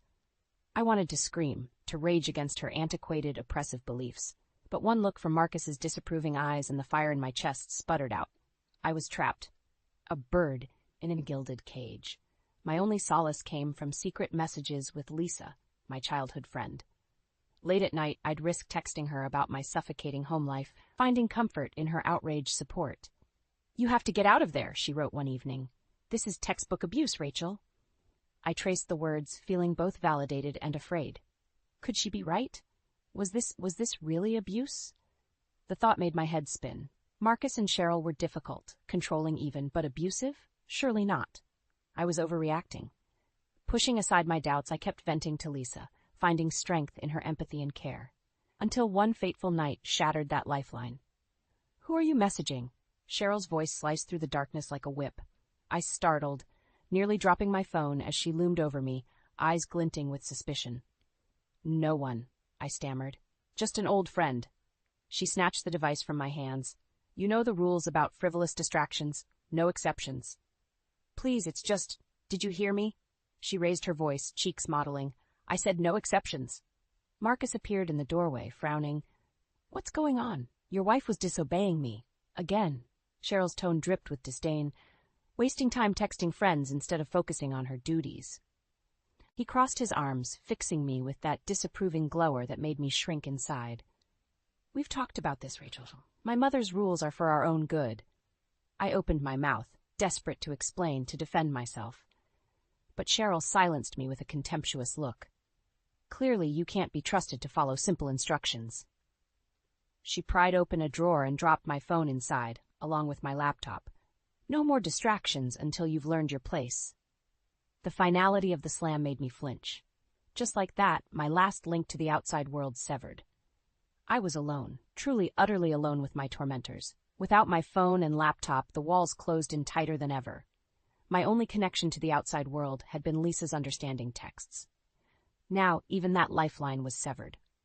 Cheryl's iron fist ruled every aspect of our lives. Schedules, chores, budgets, all dictated her draconian policies. One errant step, one perceived infraction, brought her wrath crashing down. You missed a spot, she'd hiss after inspecting my cleaning. Again. Are you intentionally trying to disrespect me? I'd shake my head mutely, swallowing my protests as she berated me like a child. Marcus stood stone-faced during these tantrums, neither defending nor condemning me, just cold, silent indifference. Occasionally, I caught him staring at me with an unreadable expression. A glimmer of the man I'd married flickered in his eyes as if struggling to surface, but it never did. One cowed look from Cheryl and that spark instantly extinguished. Why are you looking at her like that? She'd demand, voice dripping venom. The girl needs discipline, not pity. I wanted to grab him, shake him out of this toxic haze clouding his mind. Didn't he see how she controlled him too? But I knew speaking out would only provoke Cheryl's fury. So I remained silent and compliant, hoping to eventually wear her down. That strategy proved futile one evening after she caught me staring wistfully at an old canvas, reminiscing over the vibrant life I'd breathed into it. Still pining over that silly hobby? She sneered, plucking the artwork off its easel. You need to let this go, Rachel. It's unhealthy. Please. I reached for it, desperately. That means everything to me. She clutched it against her chest, lips twisting into a cruel smile. Oh, I know, which is why I'm doing you a favor. With a savage wrench, she tore the canvas from its frame, ripping it to shreds before my horrified eyes.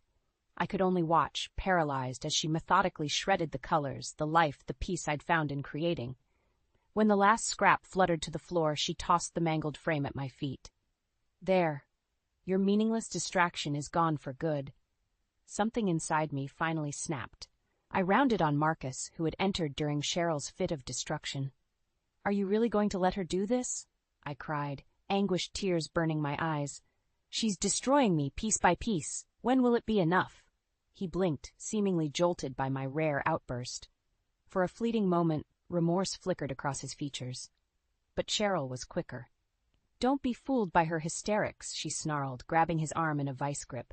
She's manipulating you, turning you against your own family. Marcus's face hardened, the shutters slamming down once more.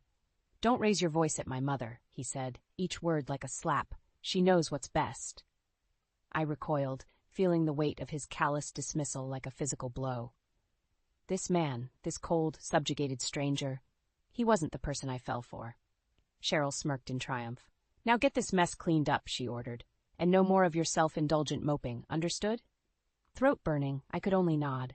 I gathered the tattered canvas remnants, cradling the ruined pieces to my aching chest. Once they'd been my salvation, a window into an inner world Cheryl couldn't touch. But now, like everything else, it lay in shreds at her feet, just another causality in her war against my spirit. Each day I could feel myself withering, smothered beneath the weight of her rules, her scorn, her absolute control. That night, I cried myself into an exhausted sleep, dreaming of Grandma's warm embrace, her fierce insistence that my voice mattered. You have more strength than you know, she always vowed. Never let them silence you, Rachel. But it was hard to believe that now.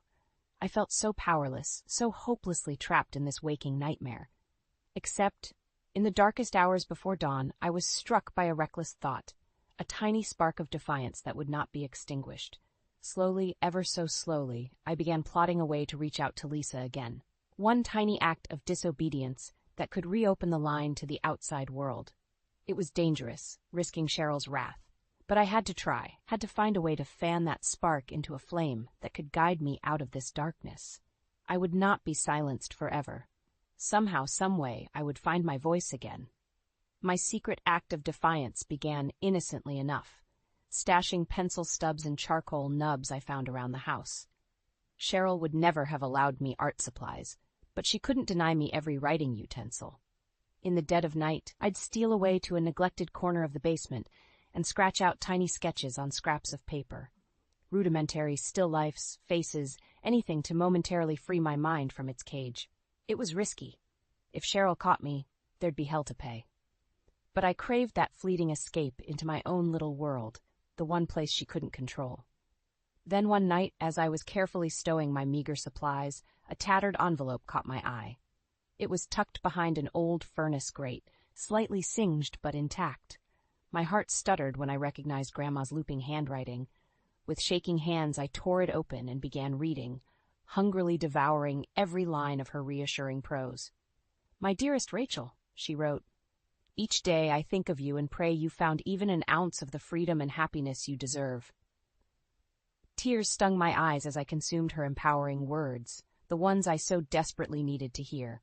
Grandma had always been my rock, my safe harbor against the storms of life. Reading her letters made me feel cradled in her embrace once more. I quickly found the rest of them, a small cache Cheryl must have confiscated and then forgotten in her zealousness to cut me off from any outside influence. Each envelope was like a lifeline, a reminder that I wasn't alone, that I had an ally in my corner. You are stronger than you know, Grandma's looping script insisted. Never let that bitter shrew make you forget your fire. The letters reawakened a defiant spark I'd thought long extinguished under Cheryl's oppressive boot. My art, my voice, my very identity, she couldn't erase them, couldn't grind me down no matter how hard she tried. I began devouring the letters hungrily, daring to let myself dream of an escape, a future where I could breathe freely again. The sketches grew more elaborate, infused with newfound determination. But in my haste to savor Grandma's advice, I got careless. One night, as I was returning the letters to their hiding spot, a floorboard creaked behind me. I froze, dread churning my gut as a familiar sneer cut through the darkness. Well, isn't this just precious? Cheryl's bony hand snatched the letters from my grasp, lips curling in distaste as she rifled through them. So that's been your little secret. She fixed me with a glower that made my skin crawl. Reading this treacherous bile behind our backs. They're just letters, I whispered, anxiety clawing up my throat. From my grandma. They're all I have left of her. Exactly. Cheryl ripped them in half, letting the shredded pages flutter to the ground. And she's clearly been a negative influence, filling your head with delusions of defiance. She grabbed my sketch pad, methodically tearing out pages and shredding them one by one. Please, I heard the tremor in my own voice, hated how pathetic I sounded. Those mean everything to me. No, she punctuated each word by ripping another sketch asunder. They're a distraction, a crutch keeping you from embracing your proper role. I could only watch, numb with horror, as she demolished the last fragments of my identity, of everything that made me feel whole. When the final scraps drifted to the floor, she grabbed my chin with cruel fingers, forcing me to meet her cold stare. This defiance ends now, she hissed. No more letters, no more scribbling, no more of this pathetic crying. You will obey, or I'll make you regret the day you were born. Do you understand?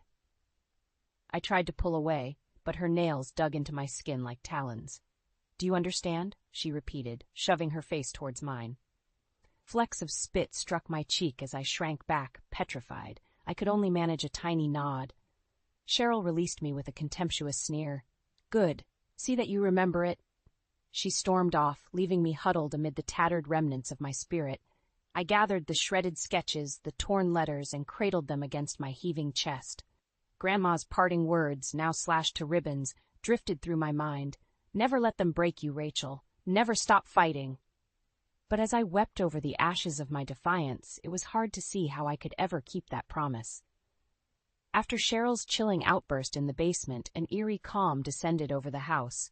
She watched me like a hawk, looking for any hint of defiance to snuff out.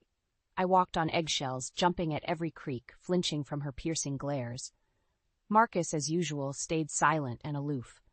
Whether he agreed with her tactics or simply lacked a spine, I couldn't tell. He just passively observed the slow erosion of my spirit. I knew placating Cheryl was useless in the long run. Her cruelty ran too deep, her need for domination too insatiable, but open rebellion would only provoke her wrath. So I bided my time, bottling my anger, my anguish, focusing it into a simmering determination. I would find a way to escape this nightmare. Somehow, some way, I'd break free. The opportunity came one night at dinner. Cheryl had been needling me all evening with snide remarks about my cooking, my cleaning, my inadequate performance as a housewife. Honestly, Rachel, she clucked, grimacing at the lumpy mashed potatoes I'd made. Is it too much to expect an edible meal? I grated my teeth, sorely tempted to dump the whole bowl over her head. But I remained stone-faced, silently fuming as she continued her blistering critique. No wonder Marcus is constantly disappointed. You're hopelessly incompetent. That barb struck a nerve. I opened my mouth, finally ready to unleash the torrent of anger I'd been holding back. But Marcus beat me to it. That's enough, he said, voice low but firm. There's no need to talk to her like that. We both froze, gaping at him in shock. Marcus had never once challenged his mother before, at least not in my presence. Cheryl recovered first, rearing back with an ugly scowl. Excuse me, are you actually defending this useless girl? I'm just saying there are ways to give constructive criticism without being cruel. He set his fork down, meeting her seething glare steadily. The constant belittling helps no one. An ugly silence stretched between them. I shrank in my chair, heartbeat thundering in my ears as Cheryl's complexion modeled. How dare you? She rose from the table, hands trembling with outrage. After everything I've sacrificed, you'd take her side against your own mother. Marcus faltered, shooting me an uncertain look, but a muscle twitched in his jaw, and he lifted his chin in defiance. Maybe it's time we had a serious discussion about boundaries. The resounding slap made me flinch. Cheryl's hand seemed to blur as it struck Marcus squarely across the face. "You ungrateful, spineless worm!" She loomed over him, eyes bulging with fury. "I gave up everything to raise you, and this is how you repay me?" Marcus cradled his reddening cheek, stunned into silence. An ugly chuckle ripped from Cheryl's throat. "I knew letting that girl into our lives was a mistake. Her glare bored into me like a laser. She's poisoned your mind, turned you against your own flesh and blood." I opened my mouth, desperate to defend myself. But the look on Marcus's face stopped me cold, a strange mixture of fear, resignation, and bitter acceptance.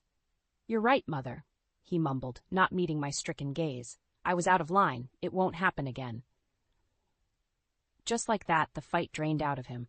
My heart plummeted, realizing this intermittent backbone had been an aberration, nothing more. Cheryl sneered in triumph. "See that it doesn't." She rounded on me with undisguised loathing. "As for you, you'd better start showing more respect around here. The only reason I tolerate your presence is out of love for my son." Her lip curled. "Though God knows what he sees in a sniveling, ungrateful wretch like you." The words lashed me like a whip. I flinched, blinking back shameful tears as she swept from the room, her scornful cackle echoing like mocking laughter. Marcus stared at his plate, shoulders slumped in defeat. I wanted to scream at him, to demand he grow a spine and stand up for me, for us. But his haunted expression stayed my tongue. In that moment I realized the bitter truth. Cheryl had him too tightly leashed. He would never defend me, never put my needs before hers. I was alone in this battle. But even that knowledge wasn't enough to extinguish the last stubborn flickers of hope, of defiance, burning in my chest. If Marcus lacked the strength to stand up for me, for our marriage, then I would have to find it within myself to stand up for us both. No more placating Cheryl, no more walking on eggshells around her venom. It was time to fight back. Consequences be damned. I was done being a passive victim. My escape may have hit a roadblock, but I would not be silenced or cowed any longer. The war was only just beginning. The distant rumble of thunder was my signal. I finished stuffing the last of my belongings into a duffel bag and crept downstairs, muscles tense in anticipation. Lisa was already waiting in her beat-up sedan, hazard lights blinking through the rain-streaked windshield. I risked one last glance back at the cold, imposing house that had become my prison. No more. I was done being a captive. Lisa threw open the passenger door, eyes wide with urgency. "Hurry, we don't have much time before they realize you're gone." I nodded grimly, tossing my bag in the back seat. "Just get me out of here." "Hey, I don't care where we go." The engine roared to life, and we peeled out of the driveway in a spray of gravel. I watched the looming house recede in the rearview mirror, its harsh angles and blank windows already fading like a nightmare slipping from my mind. My heart hammered the entire nerve-wracking drive, half expecting Cheryl or Marcus to suddenly give chase.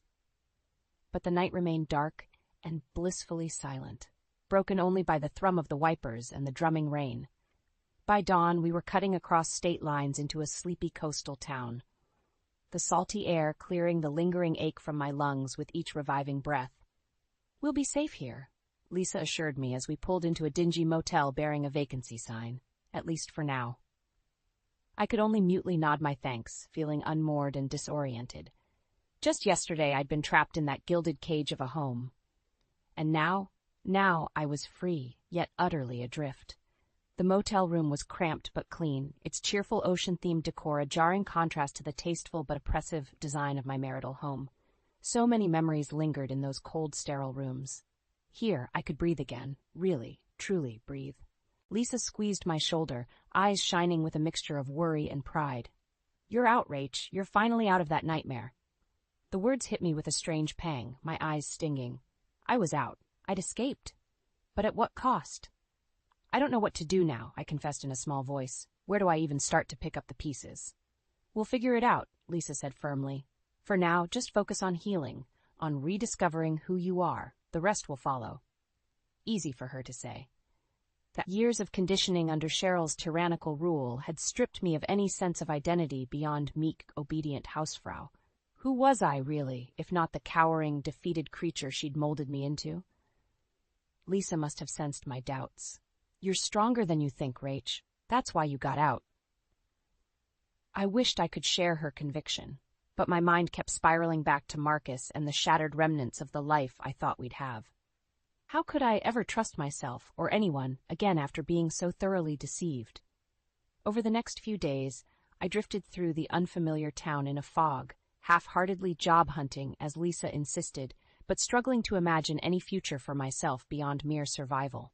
I was rudderless, unmoored, suffocating beneath the weight of all I'd endured. So consumed by my inner turmoil that I nearly walked straight into an elderly gentleman on the boardwalk. "Easy there, miss." The cheery voice broke through my stupor. "You look 1,000,000 miles away." I blinked, refocusing on the kindly face and warm brown eyes crinkling with concern. For some reason, his affable manner immediately put me at ease. Sorry, I wasn't watching where I was going."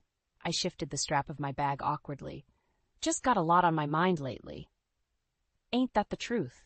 he chuckled, squinting against the sun. "Say, you wouldn't happen to be looking for work, would you? My diner's in desperate need of an extra pair of hands." I opened my mouth to politely decline. What did I know about waitressing? But something made me pause. A flicker of possibility? Of purpose, however small? Or maybe I was just sick of drowning in my own misery. "You know what? I'd really appreciate any job right about now." The old man's face crinkled into a sunny smile. "Well, alrighty then. Name's Trevor, by the way. Let's get you started on a new chapter." Chapter. The word struck an odd chord deep within me, stirring faint embers of the creative spirit I'd thought long extinguished. A new chapter, free from the shackles of my past. I matched Trevor's smile, the weight on my chest feeling just a little bit lighter. "Sounds perfect. I'm Rachel, and I'm ready to start over."